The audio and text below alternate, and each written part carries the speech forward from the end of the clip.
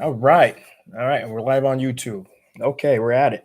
All right. Well, hello, folks. Hello, folks. Hello, folks. Hello, folks. Hello, folks. Hello, folks. Haiti Biz News Show, Monday to Friday, bringing you news that's going to keep you informed, engaged, and reacting in the most optimal way for your business, investment, entrepreneurial activity. Today is the 15th of July. Let's talk about it. Before we do, a few announcements. First off, thank you so much for the folks who came out to the meet and greet. My time is very limited. I'm running, you know, three businesses in Haiti.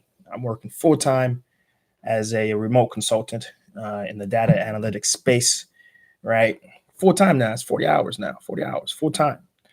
And in addition to, filming all across Haiti. And so when I get messages, oh man, Chris, Seejeanty, love what you're doing. Would love to talk with you about business ideas and things of that sort, and what you have going on. And the thing is, I don't have the time to meet individually with so many folks who are calling me. I'm getting a message, two messages a day, and I want to give folks attention. I want to give, because at the end of the day, Haiti's the mission, and why I'm doing this is exactly for those sort of inquiries. And so meet and greets are really important because it gives me the opportunity to meet those same folks who are being inspired, who are seeing a different perspective and what's capable out there, and it gives me the opportunity to speak with folks one on one, even though it's a group. But I still do a lot of talking with folks, and we exchange contacts. And what's so important too is that it's not about just me networking and meeting folks, right? Because the big point is everyone who comes to meet and greet, mandatory. Everyone has to exchange contacts and stay in touch, because ultimately it's that community that you're meeting of folks who for a fact are as passionate about Haiti as you are, who are going to help take you to that level of actually from idea to execution, from execution to being successful, right?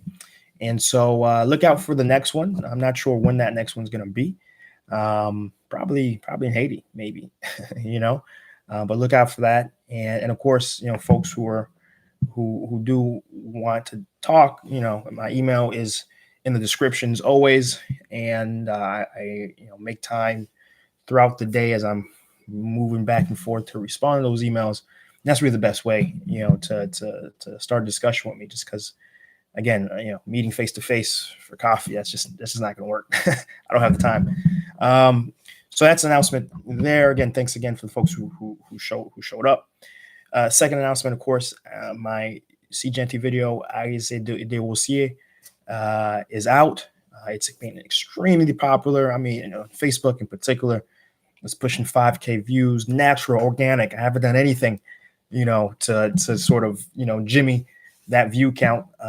It's just folks who have been just interested in the story. And so if you haven't watched that video yet, it's certainly on my YouTube, a little easier to find there, but it's also on the Facebook. And so if you haven't watched it, watch it, share it. It's a great story about some young entrepreneurs in Kafu who are growing a recycling business that's taking plastic bags, plastic water satchels, which is a very big environmental nuisance, and converting it into book bags, right? And so far they've employed 54 Haitians and growing, and certainly it's an opportunity for folks. I know a lot of people in the charity domain and want to help Haiti out. This is the best way to do it. Buy Haitian products, right? And this way for a fact you're really doing something to accelerate the economy, and give the backpacks out. Certainly give them out to kids who need it.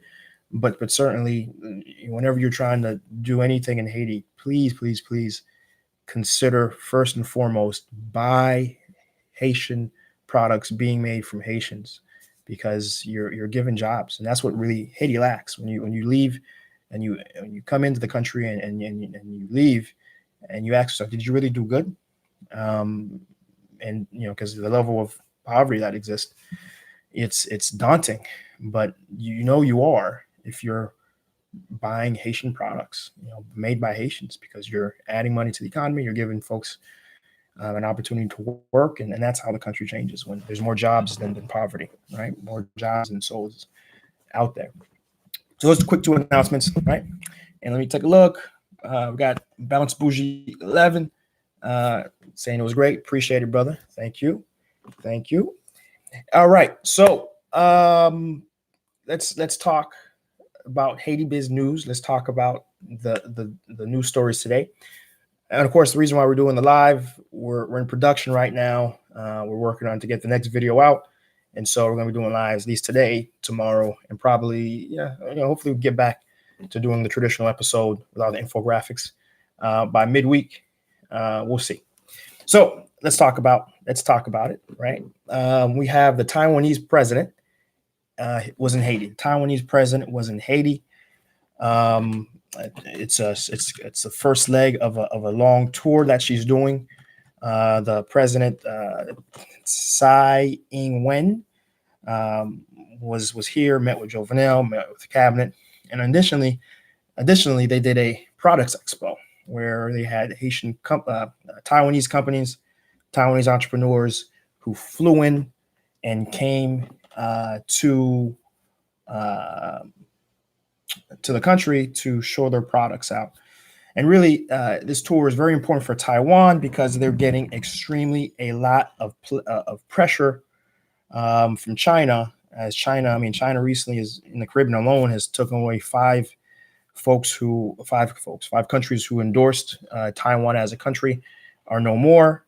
Instead, they're endorsing China. Because remember, the history of Taiwan and China, they both are saying that they are the legitimate government representatives of the entirety of China. Taiwan being the government that existed before China, communist China came into power in the mainland, and the remnants of the prior democracy held out on Taiwan. And that's kind of where they're at. And there's still about 17 countries around the world that endorse Taiwan as a country. And through that endorses their claim that they are the legitimate government for all of China. And so that back and forth is going. But China has just been a lot more economically prosperous, a lot more money, and have really been pushing an agenda to provide countries, especially those countries that are currently supporting Taiwan, incentives to turn them around. With DR being the most recent in the Caribbean to turn and say, you know what, we're Team China. They were offered $3 billion in loans and other infrastructure capacity and projects, right? Haiti, on the other hand, is currently being offered 150 mil from Taiwan. Bear in mind, last year or 2 years ago, China made an overture to say to Jovenel, in fact, the Haitian, the government at the time, and said basically gave him a plan, a map to completely redo. It was a multi-billion-dollar plan to completely redo Port-au-Prince with canals, trash collection, electricity, roads, and redone ports. I mean, we were talking about a total revamp of Port-au-Prince proper, and Big Brother US stepped in and said, nope, that's not happening. We want you to continue to endorse Taiwan, even though the US themselves, I think, and so please correct me if I'm wrong, under which president, I want to say it was Reagan, said, no, we're good. We're going to also side with China. So right now, officially, the U.S. recognizes China as the legitimate government for all of China, though still unofficially endorses Taiwan through they can have an embassy, but they have an institute which functions exactly like an embassy, and additionally sells arms to Taiwan. Right. So though they're politically giving China, full face value as a legitimate government, they're supporting Taiwan in militarily, as you can say, and doing things like this, where imposing their will on smaller countries like Haiti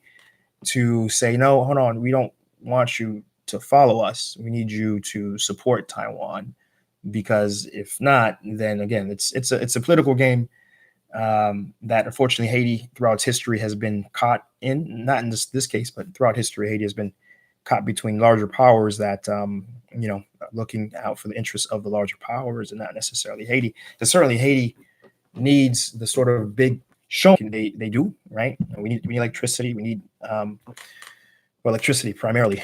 And though Taiwan, 150 mil, just be clear, the 150 mil that Taiwan is offering, a big amount of that is supposed to go towards electricity. A big part of that is supposed to go towards even building a power plant. But right now, officially, it's stuck in Parliament, right? The Haitian Parliament has to ratify it. Haitian Parliament is not budging on what they want in terms of the PM, not wanting the PM, and a bunch of different things. And so we're kind of at a place where I guess we'll see. At the end of the day, we'll see what Taiwan can deliver. If Taiwan can actually deliver the actual infrastructure that is needed for Haiti. But it's I can tell you it's very frustrating, and on one level, because at the end of the day, I think we're sovereign countries should be able to do what's in the best interest of the sovereign country. Last I checked, but Haiti's just not in that space, in that area, to be able to do that, and that is what it is, c'est la vie, But I think hopefully you would have a government body that, even though their hands are tied by larger issues, would still do the very best they could to deliver to the people things that are going to help improve the country, which, from take it for whatever it means, Jovenel seems to be trying to do. But right now, again, we don't necessarily have a parliament who's going to execute, because rightly or wrongly, the parliament is still very much trying to get at the heart of the corruption issue of the Petrocaribe. So that's where I'm gonna stop there. I can go much more into the issue, but you can go to HaitiBizNews.com, HaitiBizNews.com, HaitiBizNews.com. Check out the articles on the Taiwanese president who came in, and some of the things that were discussed, which, again, not much was discussed. It was the 150 mil has been on the table since last year, and the Haitian government has been unable to ratify that agreement. Let's take a look at a few comments. John McNally. Oh, McNally.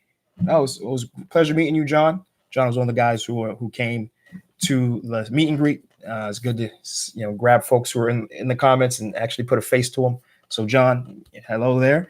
Yes, I'm glad I met you. Okay, perfect, man. Likewise, feelings mutual. They couldn't do that in Jamaica, Trinidad, Cuba. Yeah, that's right. That's right. It's very unfortunate.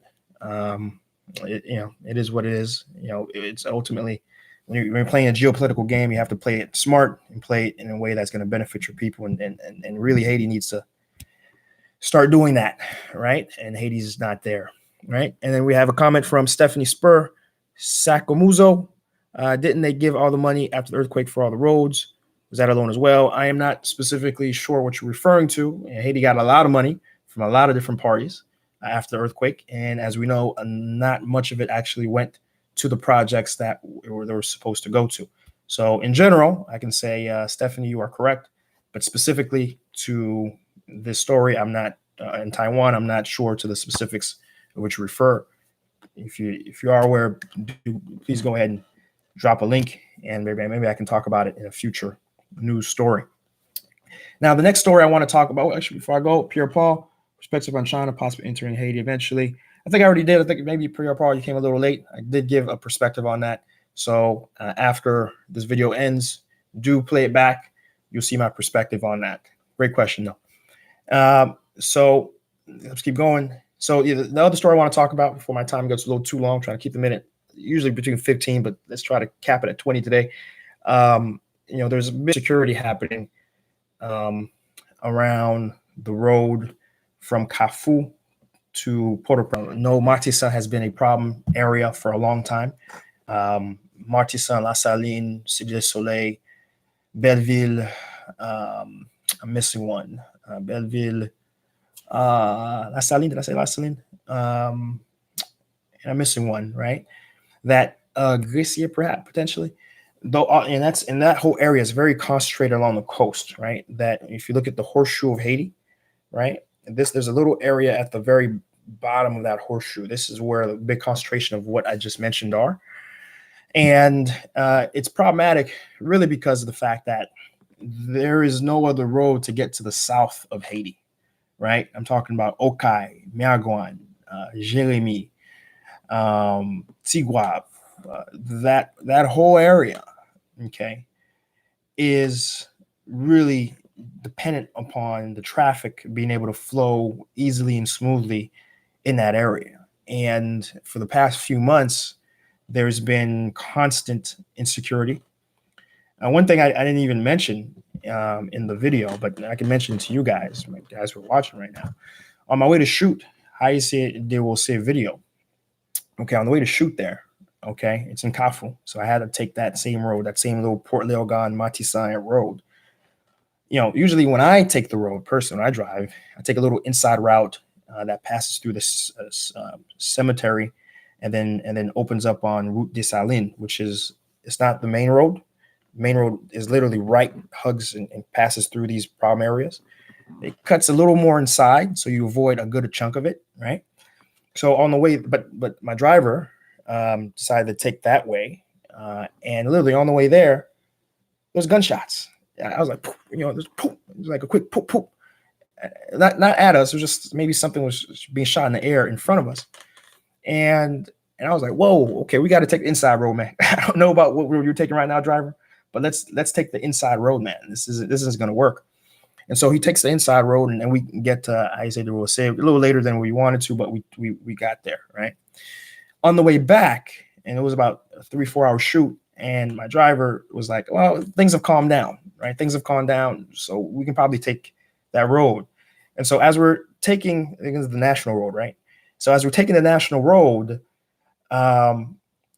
we see there's a caravan of cops who get out the car, like a caravan, like literally 5 or 6 cops, and literally you just hear pop, pop, pop, pop, pop, pop, pop, pop, pop, pop, pop, pop, pop, pop.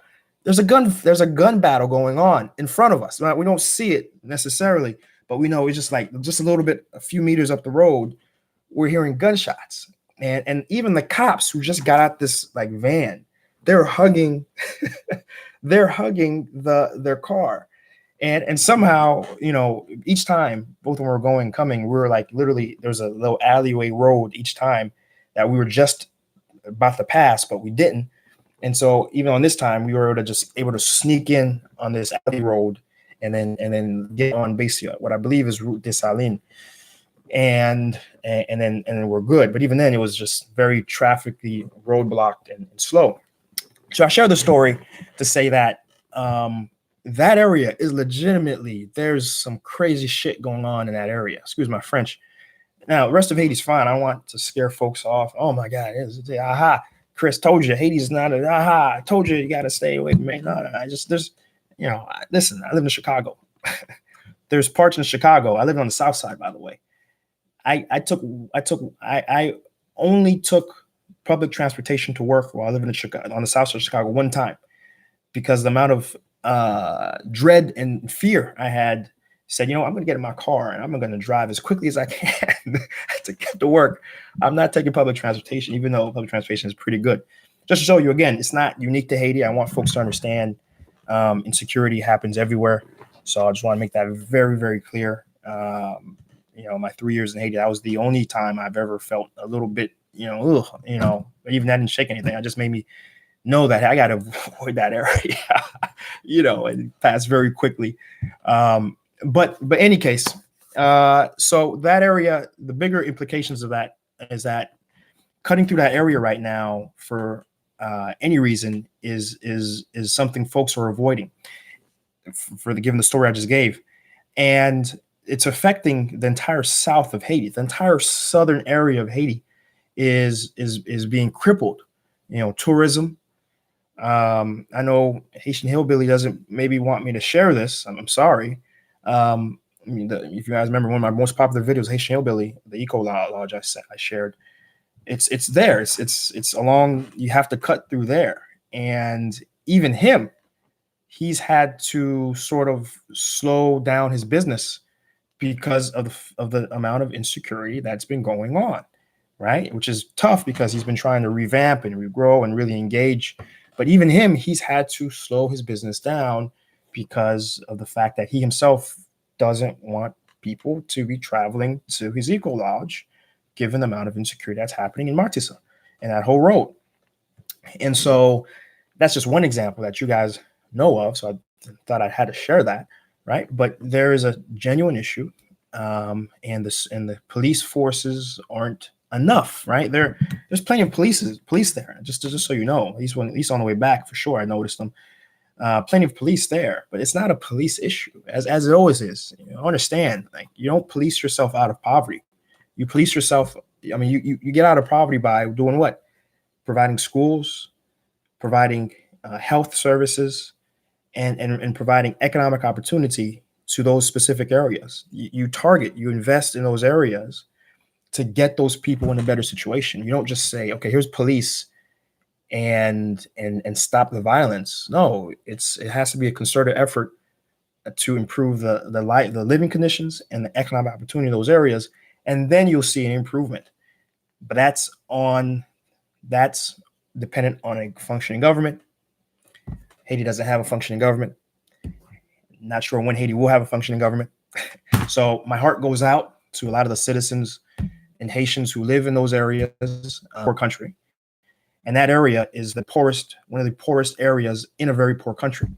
So when I'm on the way there, on the way back, I'm hearing gunshots. Imagine if you're living in these areas, and there's tens of thousands of people who live along that stretch who are having to daily deal with these sort of issues. And what's interesting is that as I was driving through those areas back and forth, you still had folks on the street side selling fruit. You still had folks on the street side selling product. You had still folks in those areas trying to find a way to earn income despite a massive amount of insecurity and violence that was going around them in those areas. And that really, makes me want to tear up. It's extremely sad. And especially when we know what the solution is. We know the solution needs to be a targeted, focused effort to improve the livelihood and conditions of those areas, right? So those are the news stories. From terms of analysis, certainly there's an opportunity for anyone in Haiti right now looking to both export and import into Taiwan. And given this level of collaboration that's occurring, there's a massive opportunity right now to leverage that.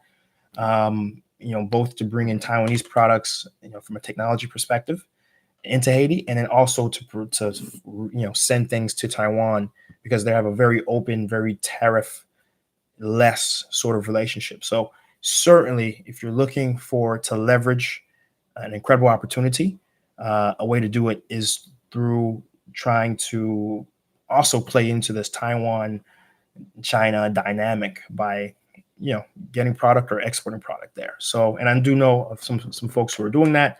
So look into doing that as well. Second, as relates to the second news story, it's not much good to say other than, I don't want to overplay it or downplay it. It's rough for those who are trying to do economic development on the south side of Haiti right now, and that's the southern tip, because you have to pass through that area. And again, I don't know how that area improves, because we know what needs to be done, but whether it gets done, it is another question. So we'll see. We'll keep an eye on that area, and certainly if I can, find any good progressive news that's occurring, that's going to give me some hope for that particular section of the country, I will share it and we'll analyze it. And if it's good enough, we'll have a Seejeanty full episode on it. Right. And again, and finally, this is why it's so important for us to support Haitian companies, especially the one I just highlighted, the Haiti Sustained, because they're in Carrefour. They're in an area where, again, if Carrefour was a much more vibrant, economically progressive area, right, you could potentially grab some of the employment, some of that pressure, right, from these young people who are involved in a lot of this nonsense to go to work. Because at the end of the day, if folks had jobs, they wouldn't be doing this nonsense. And so that's why it's so important to support companies like them, because as they grow, as they get more successful, the overall economic condition of the country does improve, right? So again, that's where I'm gonna end the story. Let me take a little up front. So finally on time. I guess I've been late. I don't know. That's where we're gonna end the story. We're here Monday through the newscast. Again, we're here Monday through Friday. You already know you like what's going on here. Hit that subscribe, hit that like, hit that share, and we'll be back at it again. When? Okay, I heard somebody say it. We'll be back at it again when we're back at it again. Peace out, guys. Thanks.